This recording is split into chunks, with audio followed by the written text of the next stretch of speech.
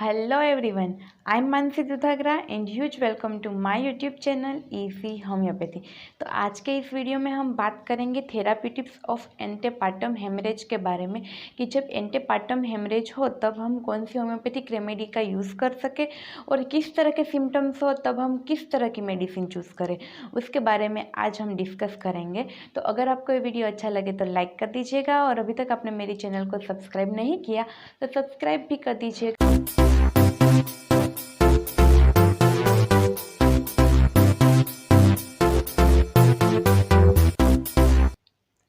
तो अब हम स्टार्ट करते हैं थेराप्यूटिक्स के बारे में। तो थेराप्यूटिक्स जाने उससे पहले व्हाट इज़ एंटेपार्टम हेमरेज उसके बारे में हम देखेंगे। तो antepartum haemorrhage is the bleeding from or into the genital tract after the 20th week of pregnancy but before birth of baby. Baby का बर्थ हो उससे पहले और आफ्टर द 20th वीक, इसके जो बीच का जो टाइम है उस टाइम पे अगर ब्लीडिंग हो तो उसे एंटेपार्टम हेमरेज कहते हैं।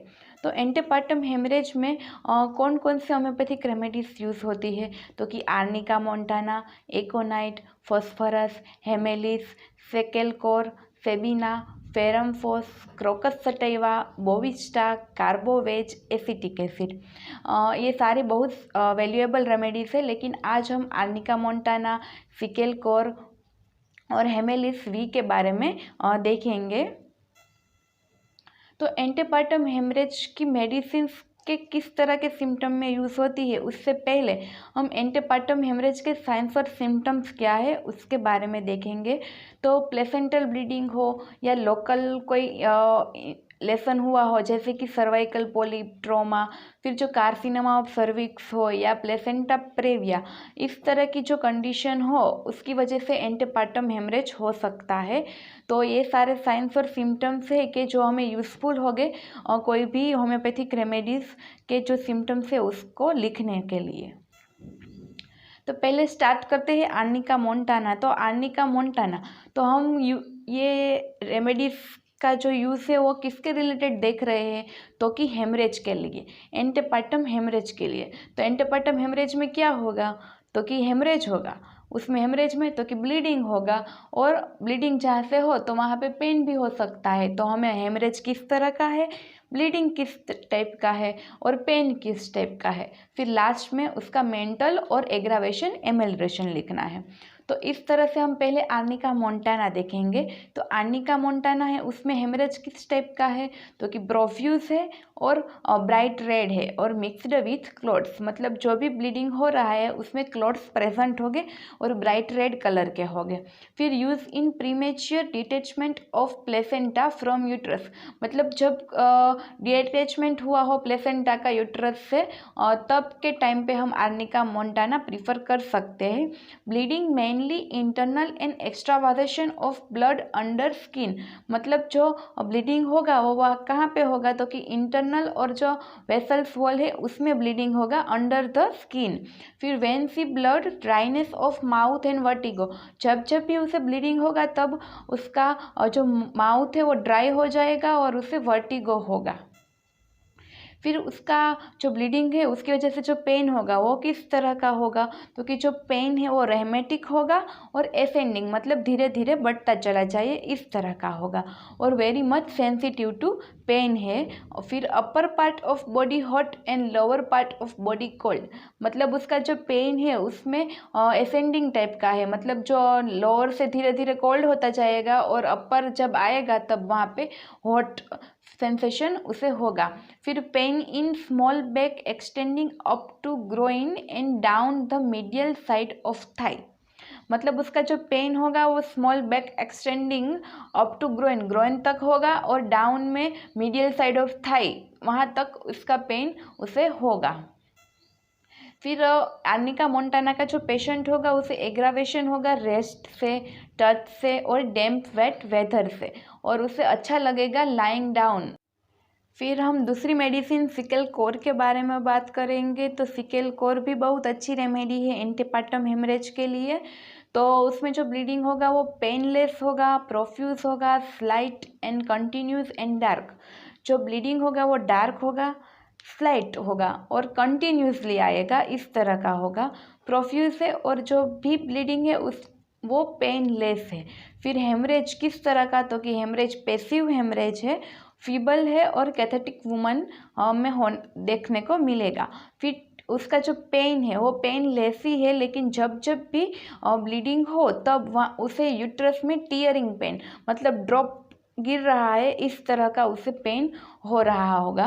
तो tearing pain in uterus with copious dark bleeding, continue using of watery blood prior to parturition, मतलब उसे वाटरी ब्लड हो रहा होगा। फिर उसे स्लाइट मोशन भी हो तो उसकी वजह से ब्लीडिंग की कंसिस्टेंसी है वो बढ़ जाएंगी। फिर ब्लीडिंग की वजह से उससे थोड़े टाइम के बाद नेक्रोसिस और इन्फेक्शन होने के चांसेस भी बढ़ सकते हैं। फिर जो पेन है उसे पेन तो हो ही नहीं रहा, लेकिन फिर भी उसे अनकंफर्टेबल फील होगा। तो pain, no severe pain but feels uncomfortable.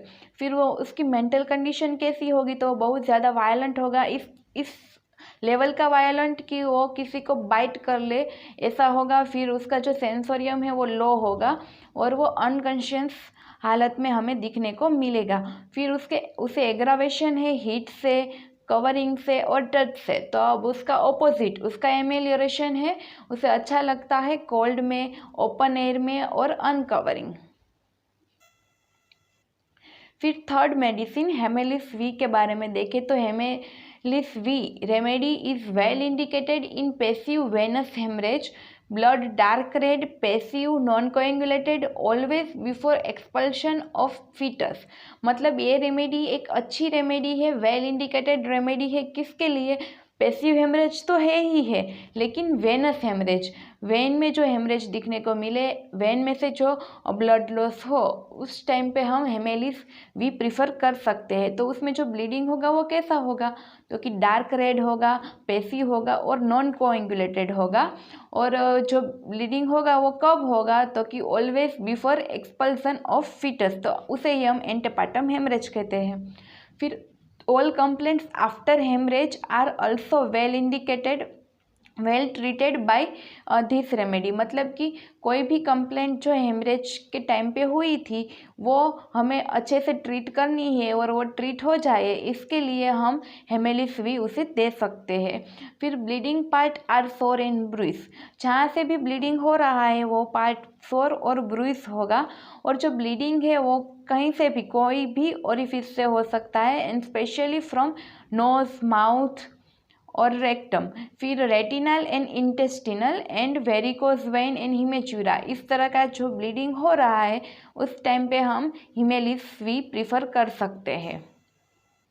फिर इस टाइम पे जो ब्लीडिंग होगा वो किस तरह का होगा तो हमने देख लिया। फिर इस टाइप पे हेमरेज कैसा होगा तो वो हमने देख लिया। बचा क्या? पेन। तो पेन किस तरह का होगा, तो great bearing down pain in back, back में बियरिंग डाउन, मतलब वो सहन ना कर सके इस टाइप का ग्रेट पेन उसे फील होगा।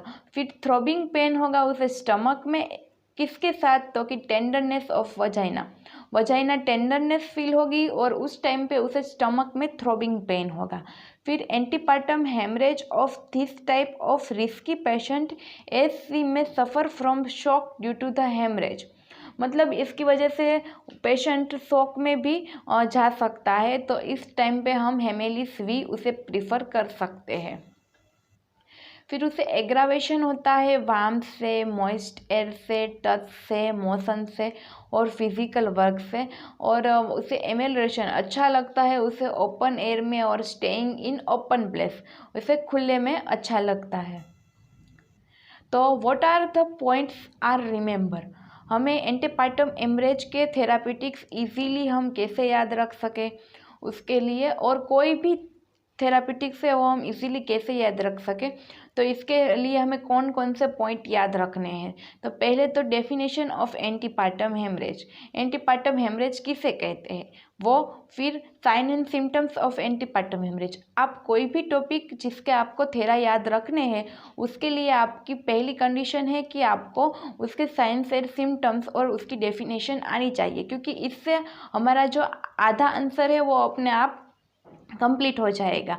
तो sign and symptoms of antepartum haemorrhage, फिर मेडिसिन आपको जितनी याद रहे उतनी आपको याद रखनी है, और उसमें से आपको 3 या 4 मेडिसिन ही ऐसी है जो आपको डीप में लिखनी है।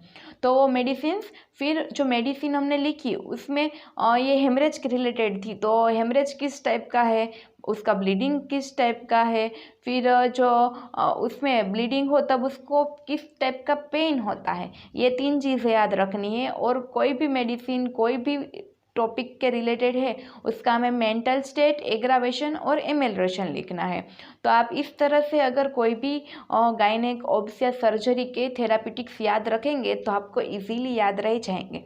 अगर आपको एंटीपार्टम हेमरेज का ये वीडियो अच्छा लगा हो, आपको उसके थेरापिटिक यूज़फुल हुए हो, तो आप मुझे कमेंट बॉक्स में आगे किस टाइप के आपको थेरापिटिक्स चाहिए उसका सजेशन आप मुझे शेयर कर सकते हैं।